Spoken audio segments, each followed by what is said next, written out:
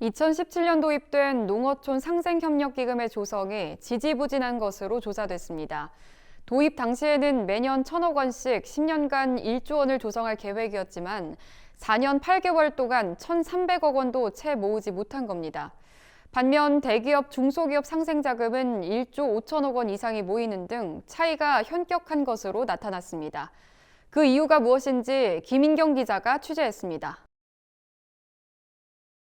농어촌 상생협력기금 조성액 규모가 목표에 턱없이 못 미치는 것으로 조사됐습니다. 2021년 국정감사를 앞두고 국회 농해수위가 제출받은 대중소기업 농업협력재단 자료에 따르면 농어촌 상생협력기금 조성액은 2017년부터 올해까지 4년 8개월간 1,293억 원에 불과합니다.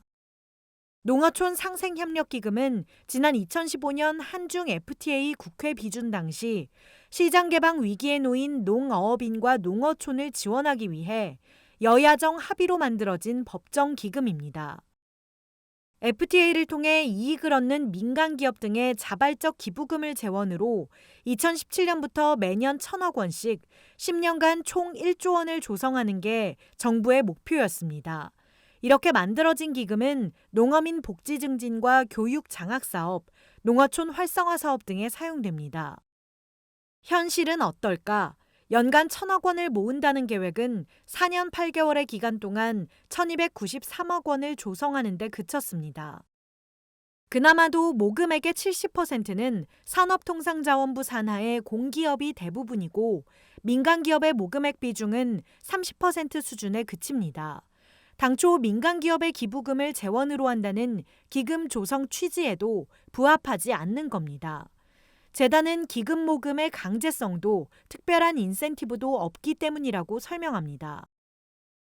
시장이 개방이 되니까 싼 농산물이 들어오게 되면 농촌이 피해를 보는 건 당연한 상황이고 능동적으로 자발적으로 좀 참여를 하라라고 하는 게 이 기금의 격인데 민간 부분이 참여하는 비율이 그렇게 많지는 않습니다. 저희한테 기부금을 주시면 세대 혜택은 어마어마하게 받으세요. 그것만 가지고는 인센티브가 될 수는 없어요.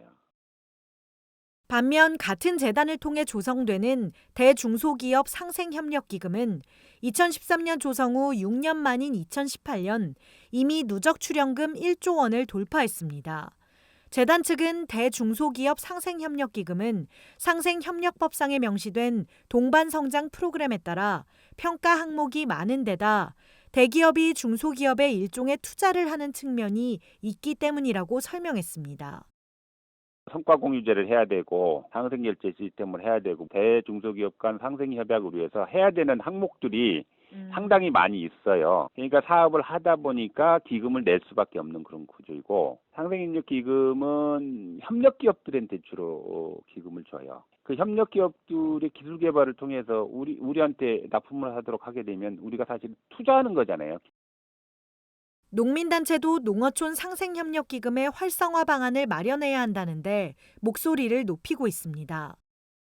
한국농업경영인 중앙연합회는 최근 발표한 2021년 국정감사 정책 요구사항에서 민간기업의 자발적인 기금 출연 유도를 위해 출연기업의 혜택을 확대할 필요가 있다고 주장했습니다.